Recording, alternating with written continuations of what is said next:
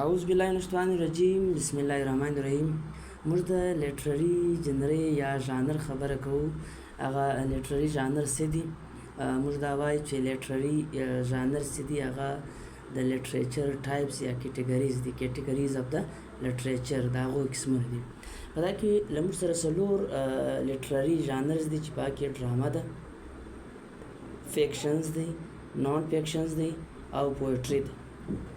ډرامه چې دا هغه موږ دا وایو چې پر سټیج باندې د کږي چې ډایلاګ پکښې دی، خبرې پکښې دي، دا خلک ریډ کوي هم او دا خلک ګوري هم.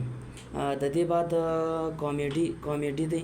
کامیډي موږ دا وایو چې دا فني او اوموریس کامیډي، یعنی دا په دې کې هغه کامیډي هغه ډرامه ده چې په هغه کې موږ موږ خوند وینو یا په هغه کې ګپه وي، په هغه کې په آخر کې د انسان زړه خوشحاله شي. ټریجډي هغه ډرامه ده، هغه غمجنه ډرامه ده چې په هغه کې انسانان چې دي په آخر کې ډېر زیات غمجن شي. د جولیټ د ریمو اینډ جولیټ د شکسپیر ډېره مشهوره ډرامه ده. د دې سره بیا موږ د فیکشن خبره کوو. نو فیکشن چې دی د دې مختلف سب ژانرز دي چې په هغه کې موږ دا وایو چې فیکشن چې دی هغه د غیر حقیقي دنیا چې ریلیسټیک اپروچ نه وي، په هغه کې پینټنسي ده. موږ دا وایو چې د نور هغه دنیا چې وجود یا هغه شیان چې وجود نه لري، په هغه کې موږ د پینټنسي خبره کوو. وروسته موږ خبره کوو فولکلور.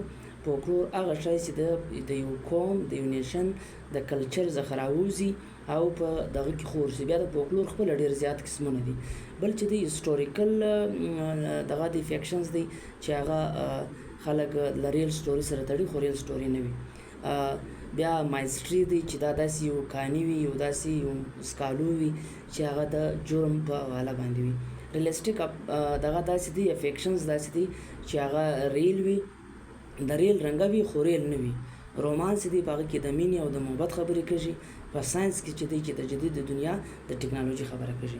بیا نان فیکشن چې دی موږ دا وایو رایټینګ اف د ریل اینډ فیکچوال، هغه شی چې هغه اوریجنل وي. لکه موږ وایو بایوګرافي د انسانانو سوانح عمري چې دا سړی د یو چا په حواله شی ولیکي. اټو بایوګرافي چې سړی په خپل ژوند په خپل شخصي لایف باندې شی ولیکي. نریټیو یوه کہاني سړی چې دی ولیکي. پیروډیکل چې د په اخبار په رسالو کې یا په نور شیانو کې لیک کېږي. او بل چې دی ریفرنس میټیریل دی، دا هغه میټیریل دی چې انسانان د یو لیک او د لوست لپاره ورکوي چې دا ما له دې څخه اخیستی دي. بیا موږ دا وایو پویټري چې دا هغه لینګویج دی چې هغه یو خاص په اوازو باندې او په ریدم او په رایم باندې چې دی دا ویل کېږي. لکه په دې کې ریلیکس دی چې پویمز باندې سپیکر خبره کوي. بیا یې لګي ده چې پروګرام باندې لمنټډ اون د ډیت. بیا سونیټ دی چې 1400 شعر دی په دې کې. او اوډ دی چې اوږده کہانی ده د شاعري په شکل. ایکو ده چې 3-4 لاینې دي، په هغه کې ګپه او پسخوند ویل کېږي.